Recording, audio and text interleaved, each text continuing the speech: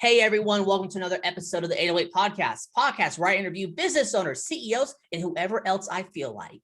4 questions, 8 minutes and 8 seconds, because 808 looks like Bob, and here we go. Question number 1, in a few sentences, tell us who you are and what do you do? Thanks for having me, Bob. My name is Luke Doubler. I'm the founder of Recruitercentral.io. At Recruiter Central, we fill difficult jobs. Boom, right to the point. Love it there. Question number 2, what advice do you want to share? Go. Oh, I'm a former recruiter, Bob. It's actually a habit of mine. I still am a recruiter. I spent 15 years in corporate America working for great companies like Target, Cargill, and a few other Fortune 500 companies based here in Minneapolis, Minnesota.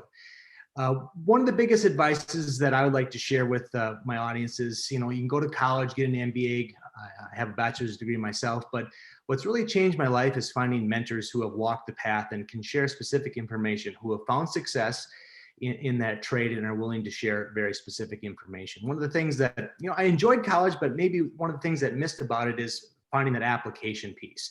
I learned a lot of great information, but it's the application piece that I found in those mentors that really made the big difference for me. And so people that I really follow, I really value a great deal amount. And so like looking at my mentors, before I found success in recruiting, I had good mentors in corporate America, but maybe their ultimate goals and their aspirations didn't quite align with mine, and they were still kind of thinking in the box. And it wasn't until I found people who had started their own path, had built a great company, who have built a multi-million-dollar brand, who gave me the big ideas to think outside maybe your traditional corporate think, was what really pushed me to take that next step. And the first step was certainly the hardest when leaving my good job in corporate America, making well into the 6 figures. It was a great job, but a lot of people, especially now during the post-COVID time, are maybe kind of curious about, what's next, what's out there. Well, what is in it for me? What are my goals and aspirations? And so now more than ever, people are really curious about what that next step is, and really listening to people who have walked the path before has been the most inspirational for me. Okay, so I know there's a lot of people online that are mentors, that there, and there's a lot of snake oil salesmen. So what were you able to do to basically use your BS detector to tell the good ones from the bad ones? Show me first. Don't tell me you're a great mentor. Show me first. What have you built? What have you done? What have you achieved? Now, it's easy to say, a lot of people aspire to be mentors, and that's great. And you can definitely provide value there. But I'd rather read a book from someone who has created a big company or created something great versus someone who hopes to create something great. And so right now, some of my mentors that you may recognize that have made something great, I love to read Donald Miller from Story Brand about clarifying your message in the digital marketing world. Neil Patel, who is an SEO expert, someone I follow almost religiously about how to get your message out and how to be heard by a target market. I follow him very closely. And so a lot of great mentors. God bless you. That's great. Love it. Keep doing it. But for me, show me first, show me what you built first, and then you got my attention. Awesome. And do you have a mentor that you talk to once a month yourself?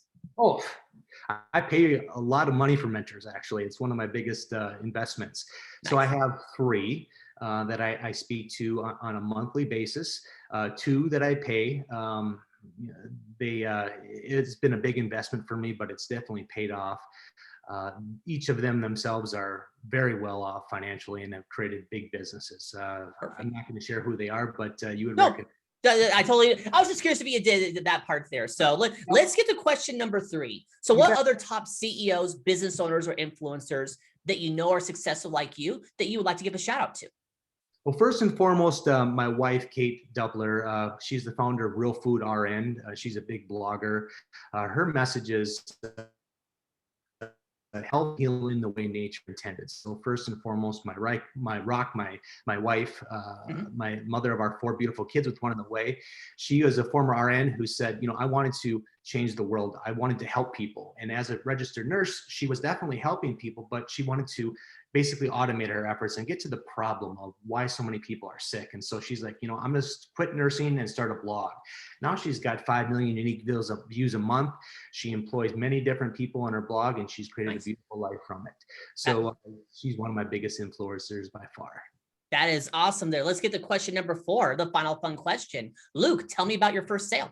Well, in recruiting, we get paid when we place a candidate in search specifically. And so leaving my job at Target, a lot of friends, great job, made my first placement about a month into starting my own business about 4.5 years ago at Recruitercentral. It was a placement of $40,000.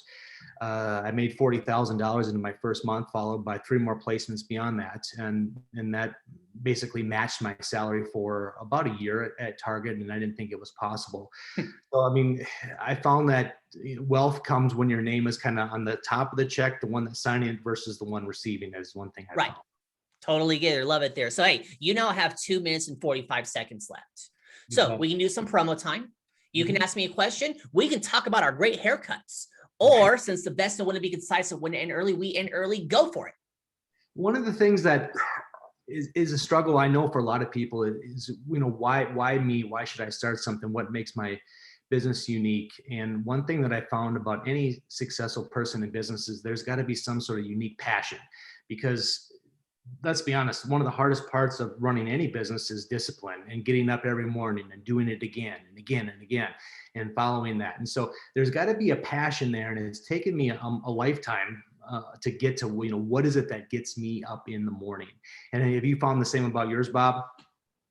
I have different opinions about passion, because my biggest concern about it there is, again, I'm not you need no passion, but I've seen so many people that are passionate about businesses that are obviously doomed to fail from the start.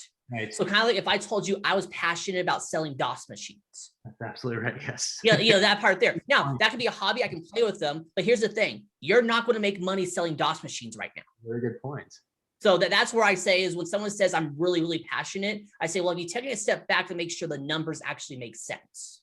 Yeah, but so what is it about the selling of, is it the actual selling of the DOS machine, or is it making authentic connections with people and adding value to their business or to their life? It's selling DOS machines is there's no market for them right now. They're Right. old. They're old and no one uses them. So even if you have a passion for it, there's not a market for it there. Because I tell people the market needs to be is, do people want it, and are they willing to pay for it? Right. And that's a decision to leave your job and start a business. I mean, is it worth the risk? Is it worth taking that leap? Can you develop a business plan based on your passion to mirror the financial results that come with it?